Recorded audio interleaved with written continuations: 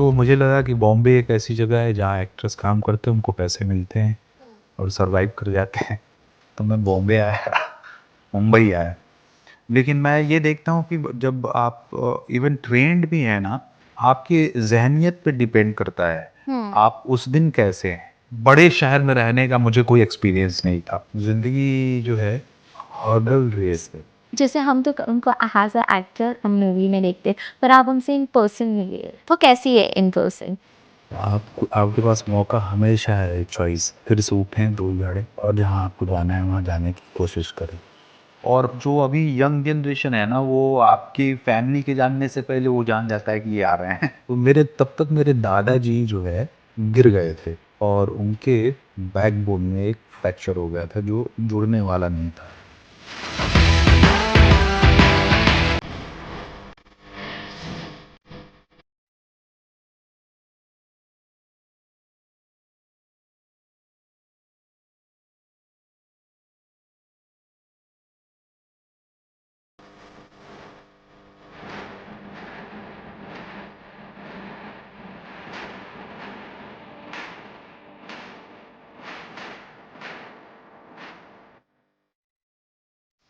Hello, आज मेरे साथ है मानवेंद्र त्रिपाठी जिनकी एक बहुत बेहतरीन पिक्चर आ रही है, जिसका नाम है इमरजेंसी और इन्हें आप बहुत अच्छे किरदार में उसमें देखेंगे। Hello, welcome to 4 PM Bollywood. I hope आपको अच्छा लग रहा हो यहाँ आकर। बिल्कुल। पिक्चर आ रही है, कैसे ज़ोर-शोर से तैयारी चल रही है उसकी? मेरी एक छोटी सी भूमिका है, लेकिन अहम भूमिका है उसमें। और एक्साइटेड हूँ कि लोग उसको किस तरह से रिस्पॉन्ड करते हैं, कैसे लेते हैं। वो अच्छी अगर अच्छे तरीके से लोग लेंगे तो अच्छा लगेगा। ट्रेलर जैसे रिलीज़ हुई है, फर्स्ट रिस्पॉन्स तो लोगों ने कुछ ट्रेलर में बाद में चेंजेस, सेकंड ट्रेलर आया तब कंगना जी को बहुत लोगों ने पसंद किया वैसे किरदार में। तो जैसे हम तो उनको as a actor on TV जानते हैं, एज अ आर्टिस्ट हम मूवी में देखते हैं, पर आप उनसे इन पर्सन मिले हो, वो कैसी है इन पर्सन? मुझे बहुत ग्राउंडेड और डाउन टू अर्थ, बहुत नोबल और विद ग्रेटिट्यूड रेस्पेक्ट करने वाली ऐसी लगी मुझे वो। और काम में बहुत अच्छे तरीके से जो इन्वॉल्व होना होता है, काम में घुस जाना जिसको कहते हैं, वैसी लगी वो। बहुत मेहनती। हम अगर आपकी बात करते हैं तो आपने थिएटर फिर इंडस्ट्री दोनों देख लिया है अब। तो जब आप थिएटर करते हो और इंडस्ट्री में एंटर करते हो तो बहुत ऐसा डिफरेंस हो जाता है आपको, भूतकाल भविष्यकाल ये बहुत डिफरेंट हो जाता है। जैसे आप थिएटर कर रहे हो, आपको लाइव परफॉर्मेंस करनी है और आप ये कैमरा कर रहे हो तो यहाँ पे एक कट होता है, बहुत सारे सीन होते हैं। तो अगर हम इसको आइडेंटिफाई करें तो आज भी उतना ही डिफरेंस है दोनों में। नहीं, जब मैं पढ़ रहा था या थिएटर कर रहा था, तब ऐसा लोग बोलते थे कि थिएटर एक्टिंग और फिल्म एक्टिंग एक ही है। हम्म। वो एक्टिंग है, कहीं भी है एक्टिंग है। लेकिन यहाँ आने के बाद धीरे धीरे मुझे पता चला, ये बात करते हुए, कि दोनों में बहुत अंतर है। एक थिएटर जो है उसमें लार्ज ऑडियंस के लिए हमेशा आप परफॉर्म कर रहे होते हैं, हाँ, है ना। करेक्ट। और फिल्म जो है या कैमरा जो है वो बहुत पर्सनल है, आपके पर्सनल स्पेस में रहता है वो। तो आप उसके लिए परफॉर्म कर रहे होते हैं। तो दोनों के परफॉर्मेंस की इंटेंसिटी में फ़र्क है, दोनों के नुआंसेस में फ़र्क है। वहाँ थोड़ा लार्जर देन लाइफ रहता है थिएटर में। और ये कैमरे के सामने जो आप परफॉर्म कर रहे होते हैं तो वो एक्चुअल लाइफ की तरह का परफॉर्मेंस होता है। ओके, जैसे कैमरे में करते तो वहाँ हमारी जो मतलब प्रोडक्शन हाउस होता है वही प्रेजेंट होता है, बट अगर आप थिएटर करते हो वहाँ पे आपका इन हाउस वाले लोग भी होते हैं और सामने सीधा सीधा ऑडियंस होती है। तो कभी ऐसा फियर हुआ है स्टेज पे जाते हुए? मतलब हर किसी का स्टेज फियर तो मुझे लगता है हर किसी को होता है और वो स्टेज पे जाके ही ख़त्म हो जाता है।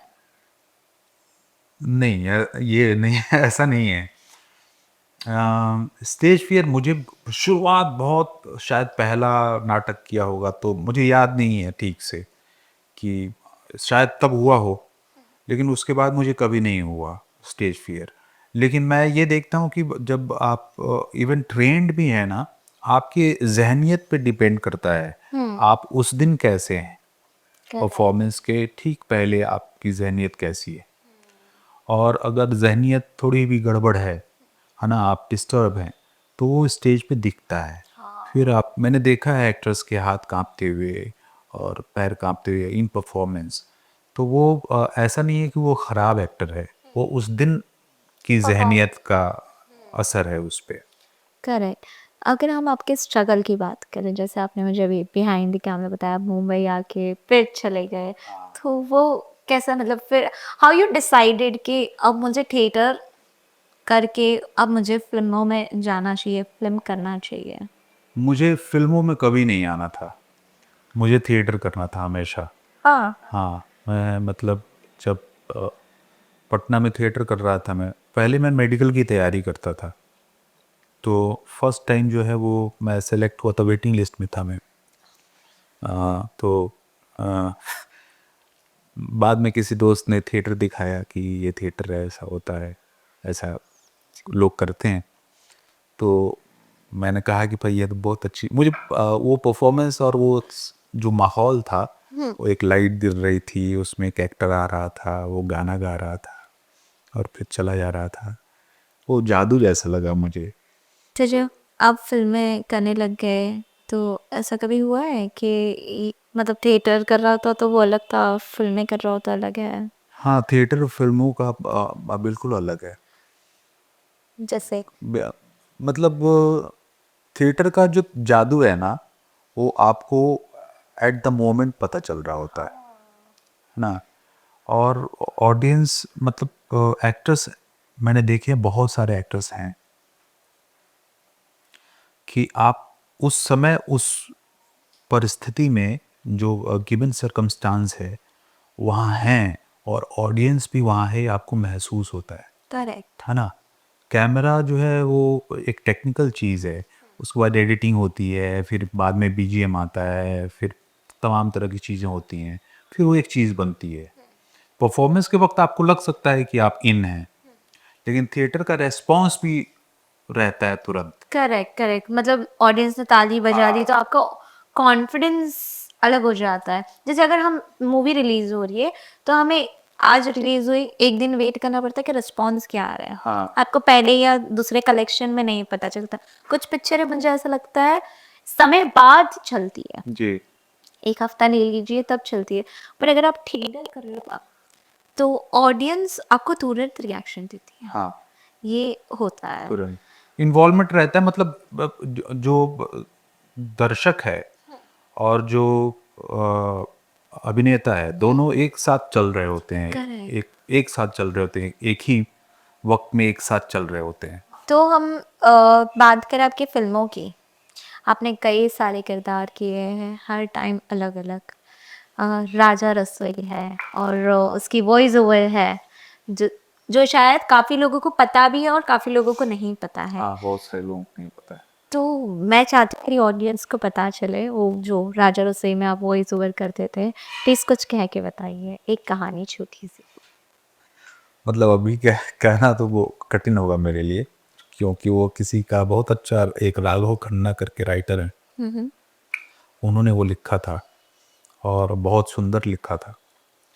और उस लिखाई की वजह से मैंने अच्छा बोला, बोला। उसमें बहुत पोएटिक था। तो उसमें मतलब ऐसे ही एक राघव डार करके डायरेक्टर हैं हमारे, और उन्होंने मुझे एक अदृश्य करके एक सीरीज आई हुई थी एपिक पे, तो एक्टिंग के लिए बुलाया हुआ था, कास्टिंग वगैरह हुई थी। तो वहाँ उनको मेरी आवाज़ अच्छी लगी, उन्होंने कहा कि भाई ये टोटल जो है वॉइस बेस्ड प्रोग्राम है, तो आप एक बार एक एपिसोड के लिए वॉइस दे दीजिए। तो उन्होंने चेक किया, फिर उनको अच्छा लगा, फिर मैंने दिया। फिर उसी प्रोडक्शन हाउस ने राजा रसोई और अन्य कहानियाँ करे बनाई, तो उन लोगों ने उस आवाज़ को रखा, फिर वो 6 सीज़न तक हुँ। चला वो। वाओ! अभी वो उसका पहला सीज़न नेटफ्लिक्स पे है, हाँ। तो आप सुन सकते हैं। Wow amazing I didn't knew this but आपने बताया तो डेफिनेटली मेरे बिकॉज मेरी मम्मी जैसा मैंने कहा मेरी मम्मी तो आज भी एपिक चैनल पे ये अभी भी चलता है मम्मी अभी भी देखती है और मुझे लगता है मेरी मॉम देखती है तो काफ़ी सारी मम्मी जो है बहुत सारे लोग देखते बहुत हैं। सारे लोग आज भी देखते होंगे और उस उनका मतलब रिसर्च वर्क बहुत अच्छा था, है हाँ ना? वो तमाम चीज़ कौन-सी चीज़ कहाँ से आई और यहाँ का खाना ऐसा क्यों है, किसी के खाने में तेल ज़्यादा क्यों है, किसी के खाने में तेल कम क्यों है और वो पूरा जो एक जियोग्राफिकल कारण होता है खाने का, वो सारा रिसर्च करके उन लोगों ने हाँ जैसे लिखा मैं था। देखती थी चाय क्यों बनती है हाँ, और चाय बनना कैसे स्टार्ट हुई कहाँ से हुई ये हाँ, सारी पूरा बट डिटेल। ये डिटेल के साथ साथ जो पीछे वॉइस होती है ना लोग टिके रहे हैं मतलब उस फ्रेम में हम बैठे रहे ये इम्पोर्टेंट था तो वो जब आपकी वॉइस ओवर होती थी ना तो लोग अपने आप इमेजिन करते थे अच्छा वो पीछे चल तो रहा है पर आवाज़ मैटर करती है नहीं, मैं इन्वॉल्व होके करता था, मुझे मज़ा आता था उसमें। मैं ज़्यादा नहीं करता हूँ, मतलब वही एक काम किया और 1-2 और काम किया होगा मैंने, मैं तो वॉइस ओवर का काम ज़्यादा नहीं करता मुझे हूँ। लगता है आपको करना चाहिए वॉइस ओवर का काम बिकॉज अभी भी आपकी आवाज़ इतनी सुंदर है ना कि मिमिक्री या कोई कहानी चल रही हो आपको उसमें वॉइस ओवर तो डेफिनेटली करना चाहिए आपने तमाम एक्टर्स के साथ काम किया है लखनऊ सेंटर किया है आपने महारानी अभी किया है ओटीटी पे तो आप जब भी अपना प्रोजेक्ट कैसे चूज करते हो आ, अभी जो हम जैसे एक्टर्स की जो स्थिति होती है, हम्म उसमें आपके पास चुनने का कोई अधिकार नहीं है। ऑप्शंस नहीं नहीं, ऑप्शन नहीं है कि आप सेलेक्ट करें। अभी जो काम आता है, उसको करते हैं और जो काम बिल्कुल समझ में नहीं आता कि नहीं मतलब समझ में नहीं आ रहा है, उसी को आप मतलब रिजेक्ट कर देते थोड़ा हो रिजेक्ट नहीं कहिए उसको, आप छोड़ देते हैं। हाँ मतलब नहीं समझ आ रहा है परे नहीं है आपके हाँ, तो अभी सिलेक्शन का ये नहीं है। अभी आपके पास जो काम आ रहा है, आप करते हैं उसको क्योंकि आपका काम करते रहना ज़रूरी है। हम्म आप किसी अच्छी भूमिका के लिए 8-10 साल इंतज़ार नहीं कर सकते। करेक्ट तो अभी आपके पास जो काम आ रहा है आपका आप करते हैं। जैसे अभी आपने कहा कि हमारे पास जो काम आ रहा होता है बट एक समय होता है जब एज अ आर्टिस्ट हर आर्टिस्ट का पेज होता है जब उन्हें काम नहीं मिल रहा होता 6-7 महीने होते हैं वो जो पैच होता है आप लोग के लिए वो हम जैसे लोग नहीं समझ सकते क्योंकि हम जॉब करते हैं हमें तो नहीं पता यार 6 महीना घर बैठ जाएंगे हम पागल हो जाएंगे जैसे लॉकडाउन में हो गया था हमारे साथ ठीक है पर आर्टिस्ट के लिए ना ये बहुत चैलेंजिंग है कि यार 6 महीना काम है तो मेंटली आप कैसे प्रिपेयर होते हो इन सारी चीज़ों के लिए बहुत सारी तमाम चीज़ें होती होगी आपके सामने आ, और लोग कैसे करते हैं मुझे नहीं मालूम, लेकिन मेरे घर में कुछ यहाँ पे बॉम्बे में 1,500-2,000 किताबें हैं, वाह है ना? और मेरे पास 2,500-3,000 फ़िल्में हैं, है ना? तो मेरा समय उसमें जाता है और मेरा एक छोटा बच्चा है, उसके साथ जाता है। नाइस उसके साथ कुछ-कुछ खेलना-वेलना, किताबें पढ़ना, खाना बनाना। हाँ जो आपका पैशन है मुझे लगता है जो आप वहाँ से राजा रसोई से अभी तक चल रहा है वो नहीं, हम चूँकि मैं 6-7 साल अपने फादर-मदर के साथ रहा होऊँगा हम्म और अभी तक मैं कंटिन्यूअसली बाहर ही रहा। बचपन में मैं अरुणाचल प्रदेश था, हम्म मेरे बड़े पापा थे, टीचर थे हिंदी के, उनके साथ वहाँ रहा। फिर घर आया, माँ-पिताजी के साथ 5-6 साल रहा। उसके बाद पटना चला आया मैं मेडिकल की तैयारी करने। +2 भी पढ़ा वहीं पटना से। तो खाना बनाना वहाँ से शुरू हुआ। बैचलर जिंदगी में हाँ, बैचलर वाली जिंदगी बैचलर वाली ज़िंदगी में। हाँ बैचलर में तो मुझे ऐसा लगता है ना लड़के खास करके बैचलर वाली ज़िंदगी में लड़के बहुत सारी चीज़ें खास करके मम्मी का खाना मिस करते हैं जब हम घर पे होते तो हमें कदर नहीं होती है, क्या रोज़ एक ही सब्ज़ी बना रही हो, दाल चावल ये वो। बाद में हम अलग रहने लगते हैं ना, तब समझ में आता है कि यार जो भी बनाती थी अच्छा था, अब बना नहीं पा रहे हैं। और जो सब्जियां आप वो जब बनाती थी आप नहीं खाते थे, हाँ। वो आप बना बना के खाते हैं। टेंडी की सब्जी हो गई जैसे टेंडी आई अवॉइड ईटिंग, और मुझे लगता है काफी बच्चे वो अवॉइड करते हैं खाना टेंडी की भाजी है। करेला। करेला। करेले का नाम सुन के सब तो कड़वा बना रहा है, बट शायद मैं अगर अकेली रहने लग गई ना, तो वही सारी विटामिन की चीजें मैं ढूंढ ढूंढ के खाऊंगी कि नहीं खाना चाहिए। तो जैसे आपने कहा जो आपका फैमिली बैकग्राउंड है, आप जहाँ से आते हो ना वहाँ ना पिक्चरें करना, थिएटर करना, लोग ना ऐसे फ्यूचर में ऐसे सोचते हैं यार कुछ नहीं होता है फ्यूचर, बिहार से ऐसे बहुत लोग सोचते हैं कि यार थिएटर कर लोगे पिक्चर कर लोगे तो करियर नहीं बनता, सेट नहीं होगा, आपको टीचर होना चाहिए या आप डॉक्टरी कर लो या साइंटिस्ट बन जाओ, जो जो उनके जहन में आता है वो मतलब वो एक ही टॉपिक सजेस्ट करते हैं कि आप यही चीज़ें करो। पर जैसे आपने डिसीजन लिया कि अब मुझे करना है, तो आपके फैमिली रिएक्शंस क्या होते हैं उस समय, मेरी सोसाइटी या फैमिली रिएक्शन क्या होता है? अच्छा नहीं था। मतलब जब मैंने शुरू किया ये, तो मैंने घर में नहीं बताया। मेरा एक छोटा भाई है ना, उसको मैंने बताया कि मैं ये काम मैंने शुरू किया है। वो मेरे साथ ही पढ़ता था, वो मेरा नाटक देखने भी जाता था। तो एक दिन पहले वो हिंदुस्तान में एक अखबार था हिंदुस्तान, जिसके लास्ट पेज पे पूरे स्टेट की कल्चरल एक्टिविटीज़ छापते थे वो। हाँ। तो एक दिन वो छपा, उसमें मेरी तस्वीर छपी। तो मेरे फादर वहाँ बैठ के उन्होंने पढ़ा और देखा ये तो वही है, ये क्या कर रहा है। माँ को मैंने बताया, तो मेरी माँ ने मुझे ये कहा कि ठीक है तुमको जो करना है करो, लेकिन जो करना उसमें सबसे अच्छा करना, वाओ। है ना।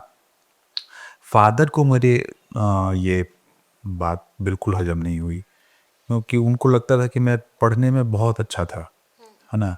अपने आसपास पूरी फैमिली में अ, बहुत अच्छा था पढ़ने में, ऐसा लोगों को लगता था, है ना। होंगे होंगे और हो सकता है। तो उनको लगा कि ये डॉक्टर बन जाएगा, डॉक्टर नहीं बनेगा तो आईएएस बन जाएगा, आईपीएस बन जाएगा, कुछ तो बनेगा ये। तो उनको बहुत दर्द हुआ इस बात का, और वो बहुत सालों तक मुझे पूछते रहे कि तुमको किसी ने कुछ खिलाया पिलाया है क्या। टिपिकल इंडियंस फैमिली का यही होता है कि तुम किसी के घर कुछ खाए हो, किसी ने तुम्हें कुछ बोल दिया है क्या यही करो तुम हमारी बातें सुन रहे हो। तो और वो 6 7 8 साल तक बहुत शौक में रहे। मैं स्कूल चला गया, उसके बावजूद वो ये कहते रहे कि तुम कुछ ना हो तो प्रोफेसर हो जाओ, है ना। तो बाद में साइंस छोड़ के मैंने हिंदी, इंग्लिश, उर्दू, ये 3 सब्जेक्ट लिए अपने ग्रेजुएशन में। बाप रे। तो उनको लगता था कि प्रोफेसर हो जाए या कुछ इस तरह का कर ले। टीचर वगैरह। हाँ, इसमें फिल्मों में, क्योंकि हमारे यहाँ फिल्मों को लेकर अब हाल हाल तक अभी क्या माहौल है मत पता नहीं, क्योंकि मैं तो उस स्ट्रगल से बाहर आ गया हूँ अब। तो ठीक नहीं मानते हैं लोग कि ये अच्छी दुनिया नहीं है, अच्छे लोग नहीं हैं यहाँ। तो जब आपके फैमिली कौन सा वो समय था जब आपकी फैमिली ने एक्सेप्ट किया ये चीज़ें कि ठीक है, जब वो आपको टीवी या थिएटर्स में देखने लगे तब? नहीं, उनको उनका मतलब मेरी मदर का एक्सेप्टेंस तो था शुरू में, हाँ ठीक है अब जो करेगा। मतलब फादर। हाँ, फादर का एक्सेप्टेंस मजबूरी में हुआ होगा कि अब ये लौटेगा नहीं, है तो ना। कर लेते जो है। तो ठीक है भाई, जो कमा खा रहा है ना, जिंदा है, ठीक है चलो। तो कभी फादर ने ऐसे अप्रिशिएट किया आपके फादर ने आपको? नहीं, हमारे तरफ के जो फादर्स हैं, उनको आपके काम का या एप्रिसिएशन होता होगा तो भीतर होता होगा, वो जाहिर नहीं करते हो। और उनको है कि भाई आप इकोनॉमिकली स्टेब्लिश्ड हैं कि नहीं है, करेक्ट। है ना। वो फ्यूचर देखते हैं, हर हाँ। बाप जैसे अपने करेक्ट बच्चे का करेक्ट। भविष्य देखना चाहता है कि भाई ये स्ट्रगल ना कर रहा हो, भूखे ना मर रहा हो। हाँ स्टेबल, जैसे लड़कियां ऐसा कहते हैं कि ब्याह के चली जाएगी, हाँ, पर लड़का ब्याह के लड़की लेकर आएगा, दूसरी की लड़की लाएगा तो क्या उसको खिलाएगा, खिलाएगा क्या। कहाँ रखेगा, हाँ ये कैसे लोग रखेगा। सोचते हैं। तो वो ऐसे सोचते हैं वो। तो हाँ जी, उनका सोचना भी मतलब अपने जगह जायज़ है। एज़ अ फादर हाँ, हाँ, वो वैसे क्योंकि उन्होंने अभी अपनी ज़िंदगी में बहुत स्ट्रगल्स देखे हैं मेरे फादर ने, और अकेले वो थे, भाई बहन कोई था नहीं। तो उनको लगता था कि उनके बच्चे कम से कम इस चीज़ से अलग हो जाएँ। स्टेबल हो जाए। तो जब आपकी मदर ने आपको कभी टीवी पे देखा हो तो मदर्स का कैसा होता है ना हम तो देख रहे हैं हम हमारे पड़ोसी को भी बताएंगे और पड़ोसी है ना चारों को इवेंचुअली बता देते हैं कह रहे हाँ इनका अरे आपको पता है पड़ोस वाली शर्मा जी का लड़का है ना टीवी में आ रहा है या त्रिपाठी जी का लड़का है ना टीवी में आ रहा था ऐसा हुआ है इंसिडेंट्स आपके साथ नहीं, वहाँ मेरी ऐसा नहीं करती है। नॉर्मली नहीं करती वो। कभी मैंने मतलब मेरे ज़हन में नहीं है ये बात। लोग चूँकि अभी इतना अब सारा ये हो गया ना, मोबाइल्स हो गए हैं, हाँ अखबार हो गया है, टेलीविज़न है, ओटीटी प्लेटफ़ॉर्म्स है, तो लोग देख ही लेते हैं। और जो अभी यंग जनरेशन है ना, वो आपकी फैमिली के जानने से पहले वो जान जाता है कि ये आ रहे हैं। करेक्ट हाँ ये तो मैं अग्री करती हूँ अभी का जो दौर है ना सोशल मीडिया वाला हाँ, सोशल मीडिया के हाँ खासकर। तो आप अगर सोशल मीडिया की बात आई गई है तो हम सोशल मीडिया की बात करते हैं सोशल मीडिया का मतलब आपके टाइम पे तो नहीं था हमारे दौर समय ऑर्कुट आया था। वो क्या था मुझे तो पता ही नहीं है अरे ऑर्कुट एक फेसबुक की तरह ही एक प्लेटफॉर्म था। हाँ हाँ, वो मुझे लगता है 2-3-4 साल चला होगा, मुझे जहाँ तक याद है। हाँ उसके बाद वो बंद हो गया। वो कैसा एप्लीकेशन ये मुझे अब मेरी ऑडियंस को शायद डेफिनेटली कुछ नया पता चले बिकॉज मुझे फेसबुक पता था मतलब हमारे टाइम पे फेसबुक हुआ करता था हाइक हुआ करता था बाद में ये व्हाट्सअप इंस्टाग्राम तो ये अभी अभी आए हैं बट ये ऑर्कुट क्या था ऑर्कुट फेसबुक की तरह का ही एक प्लेटफॉर्म था, जस्ट फेसबुक से पहले। हाँ और सारे लोग उस पे जैसे फेसबुक पे टूट पड़े हैं, हाँ हाँ वैसे ही ऑर्कुट पे टूट पड़ते थे। तो वहां पे भी ऑप्शन होता था आप मैसेज कर सकते हो हाँ, किसी मैसेज को कर सकते हैं, चैट कर सकते हैं, फ्रेंड्स बना सकते हैं। वाह आपकी प्रोफाइल को किसने विजिट किया वो भी देख सकते हैं। ये सब चीज़ें थी उसमें। अब के टाइम पे तो आपके प्रोफाइल को विजिट कर रहा है ये तो पता ही नहीं चल उसमें पता चलता था। ये तो ज्यादा उसमें लोग खुश हो जाते थे, अरे ये फलाना ने मैं ये एडवांस था तो आपने कभी ऑर्कुट पे किसी के साथ बातचीत की है आप तब यूज करते थे तब तब इतने सारे लोग तो मतलब नहीं थे। जो दोस्त वगैरह थे कहीं, जो मेडिकल के समय के दोस्त थे, या अपने शहर गोपालगंज के कोई दोस्त थे, उन लोगों से बातचीत हुई थी कभी। और तो बॉम्बे आने का कोई ख्याल था नहीं, तो बॉम्बे के लोगों से कोई बातचीत। ये बॉम्बे आने का ख्याल क्यों नहीं था बॉम्बे आने का ख्याल नहीं था क्योंकि मेरे जहन में फिल्म करने का कभी कोई ये नहीं था। मुझे थिएटर हमेशा पैशनेट करता था, थिएटर हमेशा। और मुझे ऐसा लगता था उस समय तक कि थिएटर से मैं चीज़ों को बदल पाऊँगा, थोड़ा बहुत, थोड़ी बहुत चीज़ें लोगों तक पहुँचा पाऊँगा। जो जैसे फ़िल्म जो है, फ़िल्म मेरे हाथ में नहीं है। करेक्ट फ़िल्म में मैं एक एक्टर हूँ, और मेरे जैसे बहुत सारे एक्टर्स हैं, तमाम है एक्टर्स ना? उसके बाद एक डायरेक्टर है, एक राइटर है, एक प्रोड्यूसर है, प्रोडक्शन एक प्रोडक्शन हाउस है, उसको रिलीज़ करता है कोई। थिएटर में इतनी कॉम्प्लिकेशंस नहीं है। थिएटर में आपने एक सब्जेक्ट उठाया, और एक ग्रुप ने तय किया कि हम इसको करेंगे, और वो सब्जेक्ट जो है वो आपकी सोसाइटी से डायरेक्ट संवाद करता है, बात करता है। आप उसको कर सकते हैं। कर सकते उतना हैं करेक्ट उतना लेंदी प्रोसेस नहीं है।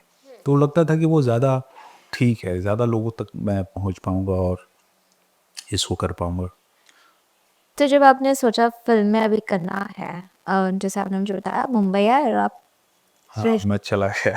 ये कारण क्या था मैं जब मुंबई आया, तो पहले मैं जब थिएटर करता रहा, मैं पास आउट होने के बाद मैंने थिएटर किया। हम लोगों ने एक प्ले बनाया सोलो, समझौता नाम था उसका। उसके बहुत सारे शोज़ थे लगे हुए पूरे देश में। तो हम लोगों ने वो किया, और लेकिन मुझे पैसे नहीं मिल रहे थे उसमें। हाँ थिएटर्स में ये प्रॉब्लम होता है हाँ मैंने मुझे सुना है बिल्कुल पैसे नहीं मिल रहे थे, और सर्वाइवल तक के पैसे नहीं थे उसमें। अरे बाप रे आप शोज़ तो कर रहे थे, लोग एप्रिशिएट कर रहे थे, लेकिन पैसे नहीं थे। तो मुझे लगा कि बॉम्बे एक ऐसी जगह है जहाँ एक्टर्स काम करते हैं, उनको पैसे मिलते हैं। और सरवाइव कर जाते हैं। तो मैं बॉम्बे आया, मुंबई आया।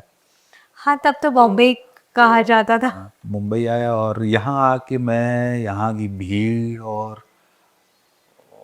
देख के मैं बहुत घबरा गया। मुझे बिल्कुल मैं प्लेटफॉर्म पे खड़ा होता था और लोग बोलते थे कि यहाँ से वहाँ जाने के लिए ये ट्रेन पकड़ लेना। तो मैं 3-4 ट्रेनें छोड़ देता था कि ये इसके बाद वाली खाली आएगी, इसके बाद वाली खाली है। कोई खाली आती नहीं थी। फिर उसमें बैठ के जाना, फिर मुझे लगा कि नहीं यार मैं ऐसे नहीं कर पाऊँगा, है ना? मुझे चूँकि बड़े शहर में रहने का मुझे कोई एक्सपीरियंस नहीं था। पटना पटना एक मतलब लगता है कि बड़ा शहर है लेकिन है छोटा शहर, छोटा सा है ना? एक बड़ा गाँव है पटना, हाँ, है ना? तो वहाँ लोग आसपास टकराए जाते हैं, बट यहाँ पे आपका चांस, मतलब बॉम्बे में एक चीज है कि आप शायद जिसको आपने सुबह देखा ना, आपको शाम की ट्रेन पक्का दिखेगा। ये एक चांस हो सकता है बॉम्बे में। May be. तो मैं वापस यहाँ से चला गया कि नहीं मैं थिएटर ही करूँगा, मैं उसके लिए ही ठीक हूँ। और मुझे ये भी नहीं पता चलता था कि ऑडिशंस कहाँ हो रहे हैं, हाँ, कौन ले रहा है, और वो सारी चीज़ें भी बिल्कुल मुझे तो मैं 5-6 महीने तो बैठा रहा, लोगों के घर चिकन बनाता रहा मैं, है ना? और लोग खाते रहे, तारीफ करते रहे, क्या चिकन बनाता है यार। कभी जहन में आया कुक बन जाता हो? नहीं, पूरा परे हो जाता ये तो, मतलब टीचर नहीं, डॉक्टर नहीं, थिएटर आर्टिस्ट नहीं, टीवी आर्टिस्ट नहीं, कुक बन जाता हो। नहीं, कुक कुक मैं मतलब 2, 4, 5, 10 लोगों के लिए बना सकता हूँ। हाँ, उससे ज़्यादा लोगों के लिए नहीं बना अरे सकता। बाप रे। मतलब फिर वो मतलब रसोई जो है वो खराब हो जाती है। हाँ, हाँ, वो करेक्ट। तो थोड़े कम लोगों के लिए मैं थोड़ा टेस्टी खाना बना सकता हूँ। हाँ, तो फिर बॉम्बे फिर से आना कैसे हुआ? बॉम्बे फिर से आना हुआ कि मैं चला गया घर और वहाँ मैंने थिएटर शुरू किया। वहाँ मैंने 2-3 प्लेस किए। एक राग दरबारी श्रीलाल शुक्ल का नॉवेल है हम्म। और रेणु की कुछ कहानियाँ कि मैंने वहाँ फणीश्वरनाथ रेणु हमारे यहाँ के एक हिंदी के राइटर हैं, उनकी कहानियाँ की। और वहाँ अपना एक ग्रुप बना लिया मैंने और शुरू किया कि मैं अब यहीं रहूँगा और यहाँ से थिएटर करूँगा। तो बॉम्बे से एक अब बार-बार मेरे ज़ुबान से बॉम्बे निकल रहा है। नहीं, कोई बात नहीं, आप बॉम्बे कह सकते हो, हम आज भी लोग बॉम्बे ही बोलते हैं, तो मुंबई नहीं यहाँ बोलते। मुंबई से एक डायरेक्टर थे, उनका फ़ोन आया कि वो एक फ़िल्म बना रहे हैं और उसमें एज़ अ लीड मुझे लेना चाह रहे हैं। तो मेरे तब तक मेरे दादाजी जो है वो गिर गए थे और उनके बैकबोन में एक फ्रैक्चर हो गया था जो जुड़ने वाला नहीं था। अब चलने में दिक्कत हो नहीं, गई। वो पूरा लेट गए। वो फिर उनका उठना बैठना बंद हो गया था, तो घर में कोई था नहीं। बाप रे। तो मैं वहाँ उनकी सेवा सत्कार के लिए रहा। तो आदर्श, आदर्श बेटा। नहीं, आदर्श बेटा नहीं, मेरी मतलब वो कोई था ही नहीं। हाँ, मतलब तो ये उनको ऐसे हमारे छोड़ के मन नहीं आ में हो सकते हैं। जाता है ना कि अब तो रुकना चाहिए, अब हाँ, कोई है अभी नहीं तो कोई हम है हैं। नहीं तो वो उनको करेगा कौन? Well being, family behaviour. तो मैं 1 महीना रुका, उनको बोला मैंने कि भाई ऐसी-ऐसी बात है सर। और मैं तो उसके बाद वो मुझे लगता है कि 30-31 दिन बाद वो एक्सपायर हो गए अरे बाप रे। और फिर उनको वो करके मैं यहाँ मुंबई आया इस फिल्म के लिए। ये फिल्म शूट हुई मुझे लगता है 45 डेज़ तक शूट हुई, 2 चंक्स में, लेकिन फिल्म रिलीज़ नहीं हुई। कारण? और ये मैं नहीं बता सकता, ये डायरेक्टर प्रोड्यूसर ही बता सकते। कोई नहीं, कोई नहीं। हाँ, तो उसके बाद मैं मुंबई जो है रुक गए। तो रुक गया मैं। मैंने बोला कि अब मैं यहाँ रहूँगा। फिर जब आपने सेकंड प्रोजेक्ट जैसे ही आपको मिला। हाँ, उसके बाद मुझे मिली मिली एक film Budhia Singh born to run, है ना? मनोज बाजपेयी जी उसमें थे। तो वो प्रोजेक्ट मिला मुझे तो मैंने सोच उसमें बहुत छोटा-सा एक कैरेक्टर था, जो कहीं-कहीं दिखता है मतलब गुंडा है, विलेन है, जो उनको मनोज वाजपेयी को गोली मारता है ना? तो तो मैंने कहा कि चलो ये करूँगा मैं। हाँ। तो क्यों? तो मैंने कहा कि कम से कम ये तो बता पाऊँगा मैं, अरे वो जो मनोज वाजपेयी को गोली मारता है, वो वही मैं मैं हूँ। हूँ। कहीं तो कुछ तो मिला। हाँ, और वो शूट हुई फ़िल्म बहुत सुंदर तरीके से सोमेंद्र पाढ़ी डायरेक्टर थे, बहुत बहुत सुलझे हुए, बहुत अच्छे आदमी और उतने ही अच्छे डायरेक्टर बाद में जिन्होंने जामतारा बनाई, हाँ तो उन्होंने बहुत अच्छे से बहुत प्यार से शूट किया उसको, लेकिन फिल्म जब बनी तो वो सीन एडिट हो गया। अरे ये तो ट्विस्ट हो गया ना, फिल्म बन गई और वो एडिट हो गया एडिट हो गया सर। वो, गोली मारने वाला सीन है कि वो भागता हुआ दिखता हूँ मैं, है ना। तो वो मिला, उसके बाद मिली मुझे लखनऊ सेंट्रल। लखनऊ हाँ सेंट्रल लखनऊ सेंट्रल में में तो थोड़ा अच्छा रोल ये रहा है रहा आपका। फरहान अख्तर के साथ।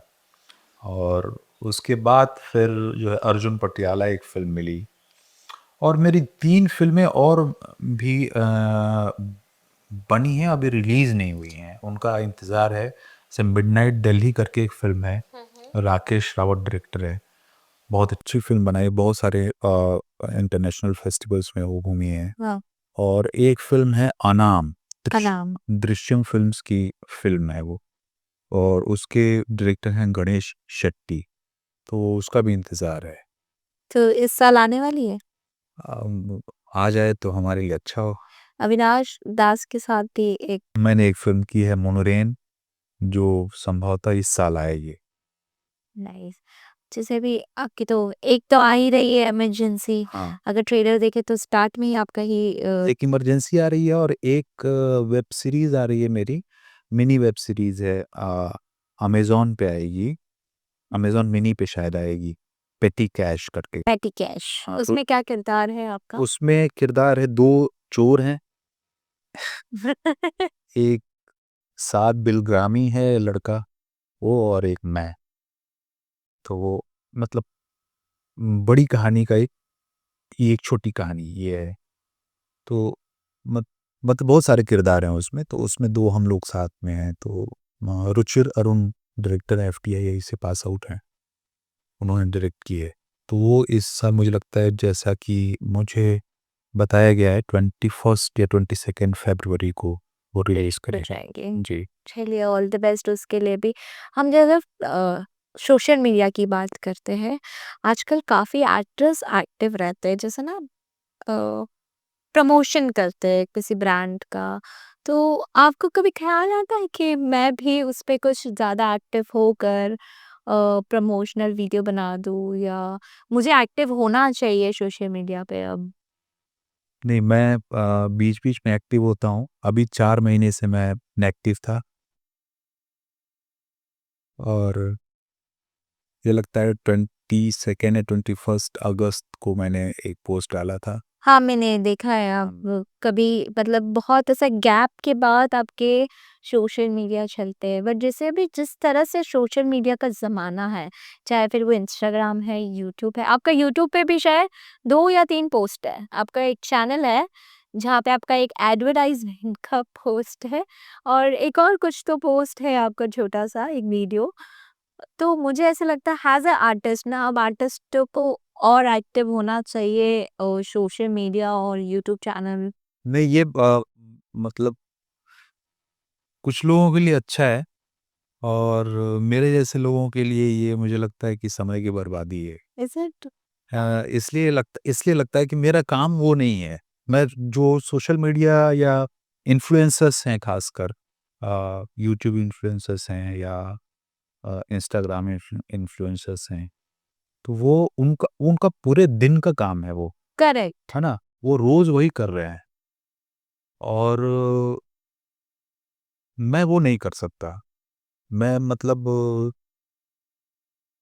तो मैं फिर घर रहता, है ना? वहाँ से कर रहा होता मैं, यहाँ मुंबई रहने की कोई ज़रूरत नहीं थी, और कुछ पढ़ने-लिखने की भी कोई ज़रूरत एक नहीं थी। जगह बना लेता। हाँ, वो वही कर रहा होता मैं, मेरे फॉलोअर्स होते और मैं, तो वो it's a waste of actors का टाइम। काम नहीं है। हुँ। एक्टर्स का काम, मुझे नहीं लगता कि एक्टर्स का काम है वो। जो लोग कर रहे हैं उनको उनको मैं क्रिटिसाइज़ नहीं कर रहा हूँ, उनके पास वक़्त है और उनकी वो तबीयत है, वो कर रहे हैं। मेरी तबीयत नहीं है वो, तो मैं थोड़ा-सा, मुझे लगता है कि मैं बचता हूँ इन चीज़ों से। ठीक है, मतलब एक चीज़ आ रही है, आप मैंने डाल दी कि चलो भाई ये आ रहा है, एक हाँ, इन्फॉर्मेशन करेक्ट, है। करेक्ट। मैं इस बात पे एक बहुत कल एक वो देख रहा था मैं, इंटरव्यू हुँ, एलन मस्क का। हुँ। तो इंटरव्यूअर ने उसको पूछा कि आप कितने घंटे फ़ोन का इस्तेमाल करते हैं? तो उसने उन्होंने बताया कि 1 घंटे पर डे। तो फिर उन्होंने बोला कि आप वो दिखाओ, हाँ, अपना फ़ोन में रहता है। फ़ोन दिखाओ। हाँ, तो फ़ोन उन्होंने चेक किया, खुद ही वो चेक कर रहे थे। हाँ। तो बोल रहे उन्होंने बोला कि अरे ये लग रहा है कि मैंने नया फ़ोन लिया है, ये गलत दिखा रहा है, 4 मिनट दिखा रहा है पर डे। शिट! मतलब he is not active at all. वो गया अपना 2 मिनट का काम किया, खत्म। बाप रे! और आप उनके प्लेटफ़ॉर्म पे 8 घंटे रोज़ ट्वीट स्क्रॉल करते रहते हम, वो एक्स पे हम डालते ही रहते हैं कुछ-कुछ।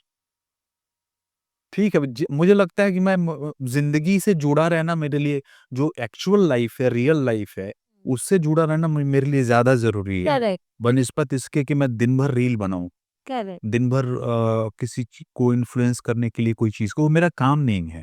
जो लोग कर रहे हैं उनको मुबारक, और वो बहुत अच्छा कर रहे हैं।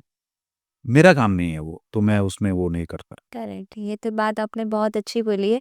पर ये मुझे सुन के हैरानी हुई है कि जिनका कोई एप्लीकेशन, जो इतने बड़े बिज़नेसमैन हैं, उनके पास, हाँ, ऑल्दो उनके पास समय तो ज़रा भी नहीं होगा कि वो फ़ोन में एक्टिव रहें। फिर भी फ़ोन फ़ोन चलाना मतलब फ़ोन कॉल भी तो है। कॉल्स भी, हाँ, पर मेरे ख्याल से उनके पास इतने असिस्टेंट होंगे जो उनके कॉल्स अटेंड कर लेते होंगे, तो खुद तो नहीं कर रहा। ज़रूरी नहीं है ना उनको। तो ये मुझे लगता है ना, कहीं न कहीं एक प्लस पॉइंट है कि जब एक दौर था जब हमारे पास फ़ोन नहीं हुआ करता था, तो ये प्लस पॉइंट था कि यार लोग ना उतना ही बातचीत करते थे जितना ज़रूरी है। ना, और इसमें एक मुझे बस ऐसे बैठे-बैठे एक दिन मैं सोच रहा था कि हमने अपनी फैमिलीज़ के ग्रुप्स बना लिए, हाँ, फ्रेंड्स के ग्रुप्स बना लिए, है ना? हम रोज़ हाय, भाई मैं व्हाट्सएप। कैसा है? कुछ मज़ाक कर लेते हैं। हुँ, वो अच्छा है, एक कम्युनिकेशन के लिए अच्छा है। लेकिन मुझे ऐसा एक फीलिंग हुई कि मैं एक इमेजिनरी, मान लीजिए मेरा दोस्त प्रदीप है ना? या राकेश है। तो मैं एक इमेजिनरी राकेश को मैसेज कर रहा हूँ, और एक इमेजिनरी राकेश मुझे जवाब दे रहा जवाब दे रहे हैं। है ना? मैं उसको देख नहीं पा रहा हूँ, करेक्ट। है ना?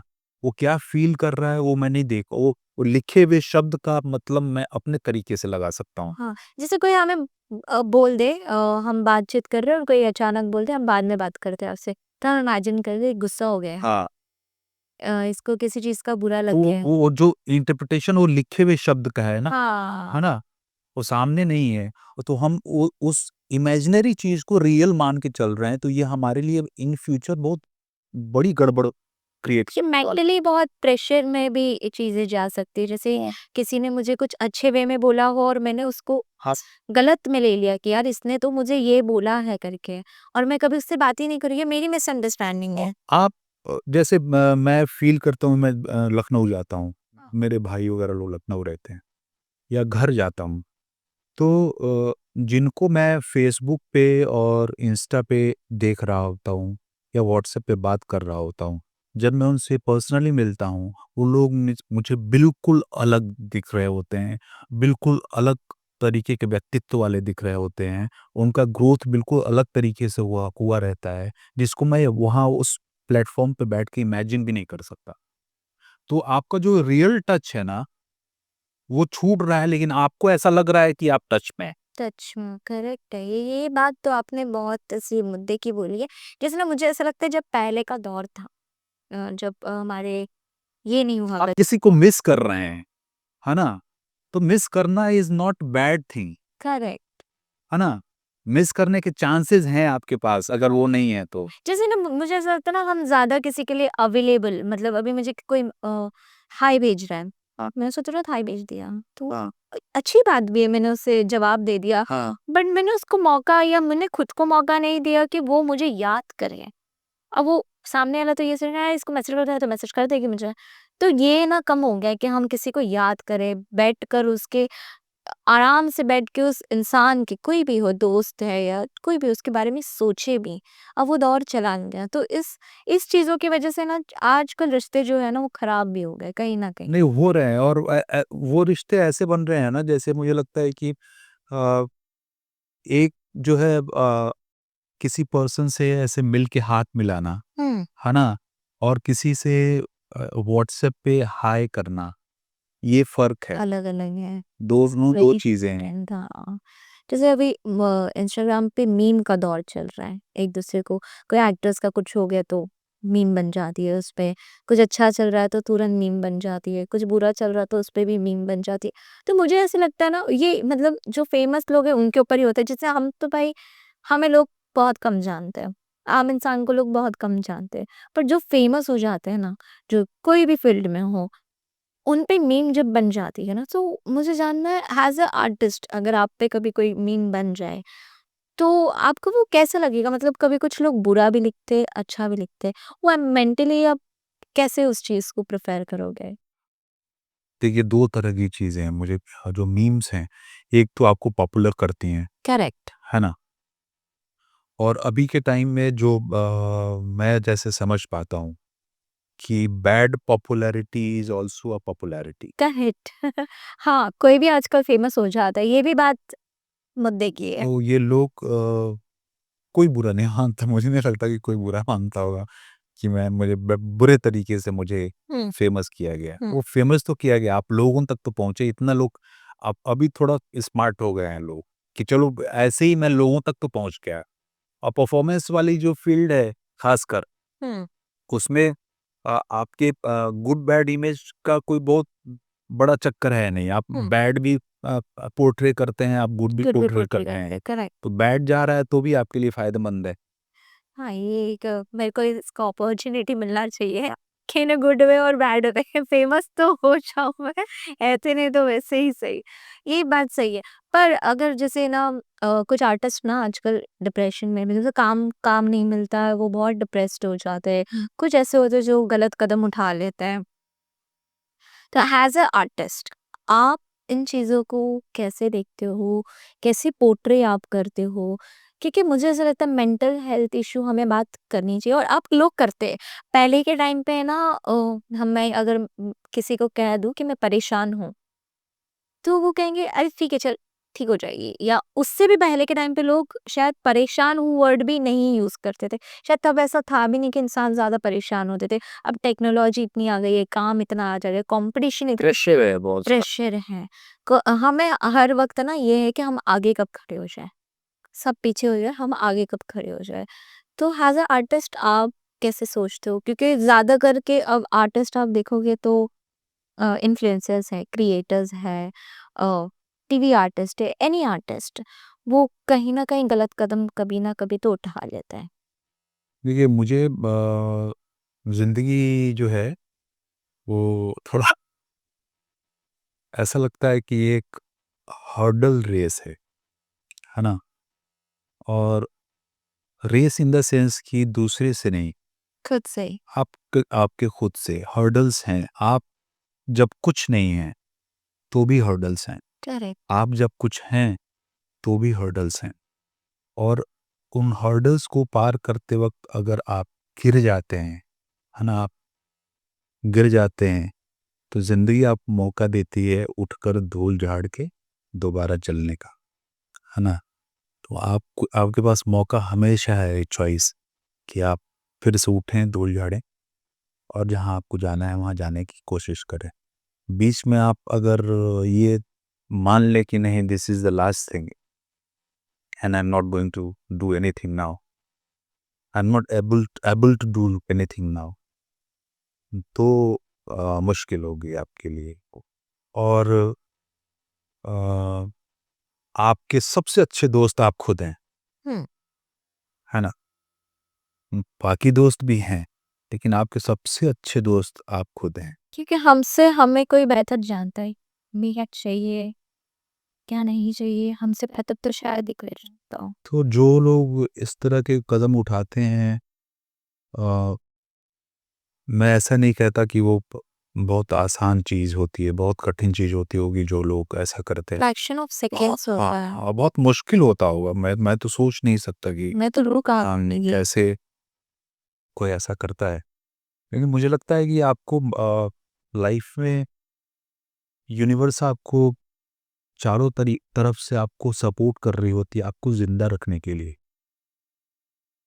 यूनिवर्स एक बीज जो होता है ना पौधे का, उसको यूनिवर्स चाहती है कि ये पेड़ बने। बारिश होती है, धूप कभी आती ये नहीं चाहती है कि ये मर जाए या मुरझा जाए, है। आपको मिलेगा। तो आप थोड़ा थोड़ा इंतज़ार कर लें, थोड़ा पेशेंस में रहें।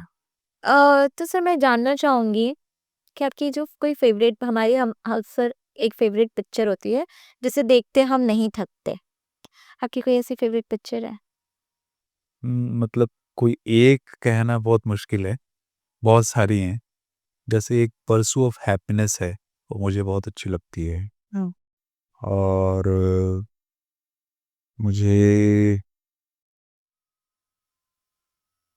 दीवार बहुत अच्छी लगती है, अमिताभ बच्चन की। और मुझे सत्यजीत रे की कुछ फ़िल्में हैं, जो मैं बार-बार देखना चाहूँगा।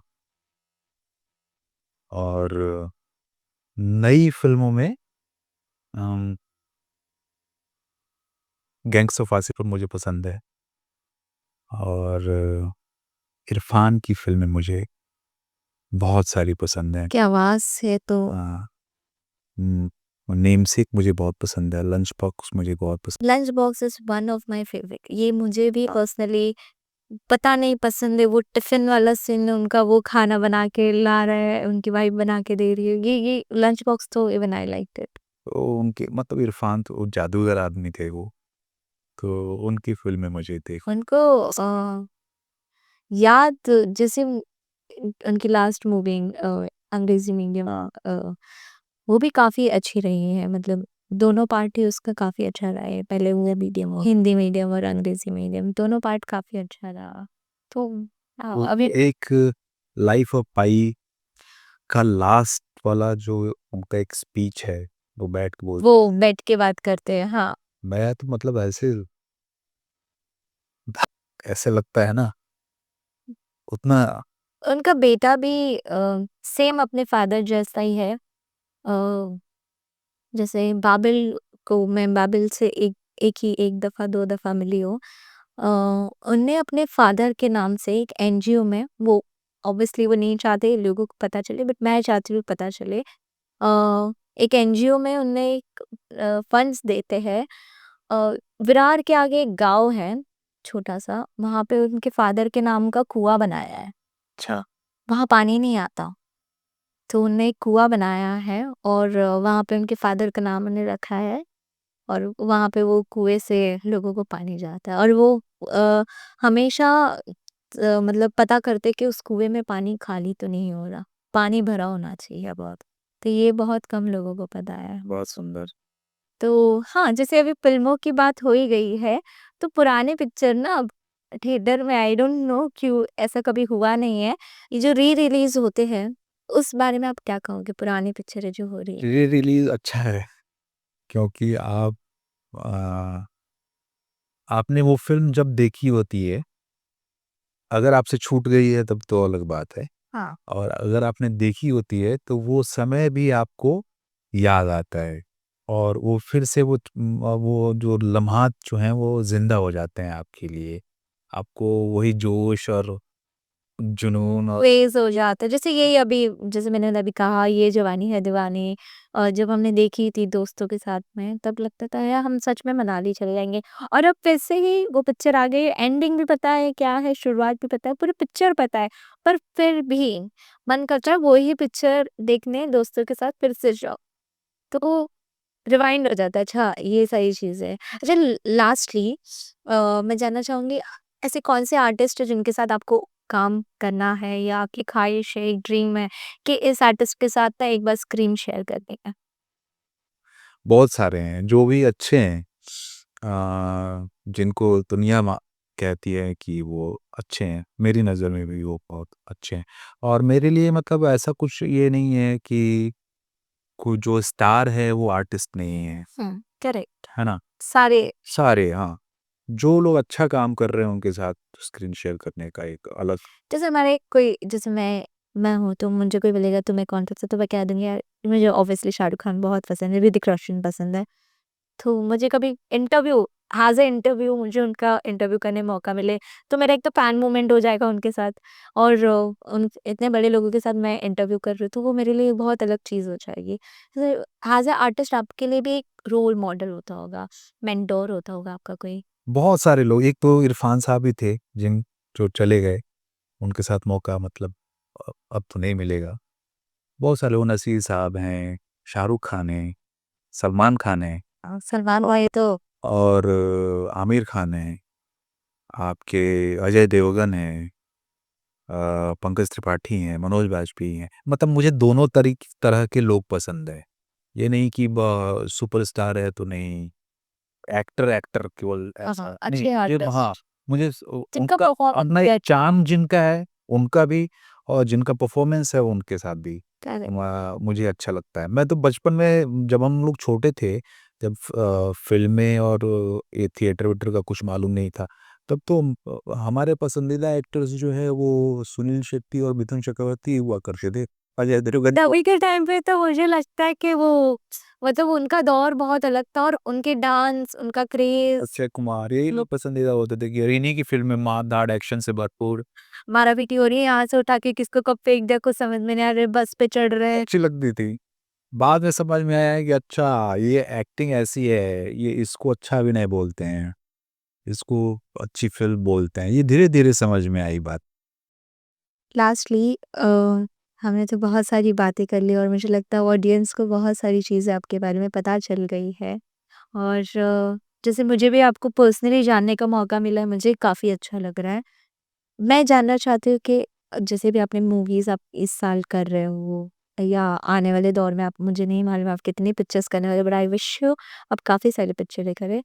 मैं जानना चाहती हूँ कि अभी आने वाली हम ऑडियंस को आप बताएँ कि आपका जो काम है, इस साल जो आने वाला है वो आप अपनी ऑडियंस को बताइए? इस साल एक तो इमरजेंसी आ रही है और एक मुनरेन करके फ़िल्म है, छोटी फ़िल्म है एक, और झारखंड के आदिवासियों पर बेस्ड है, और एक हॉकी के खेल पे। और एक पेटी कैश करके अमेज़न मिनी पे एक सीरीज़ आने वाली है फ़रवरी में। और 3 और फ़िल्में हैं जो कब आएँगी अभी मुझे नहीं मालूम, लेकिन आएँगी, है ना? एक अनाम है, एक मिडनाइट दिल्ली है और एक वेब सीरीज़ है प्रस्थानम करके। तो ये सब आएँगी, आप देख सकते हैं और मज़ा ले सकते हैं। और बहुत सारा प्यार और सपोर्ट कर सकता है। Wish you very all the best. मुझे आपके साथ ये इंटरव्यू पॉडकास्ट करके मज़ा आया। बट आई होप कि मैं आपको और भी अच्छे पॉडकास्टर्स के साथ देखूँ, मुझसे बड़े पॉडकास्टर्स के साथ मैं आपको देखूँ। आप आप मेरे लिए आप ही बड़ी पॉडकास्ट जैसे।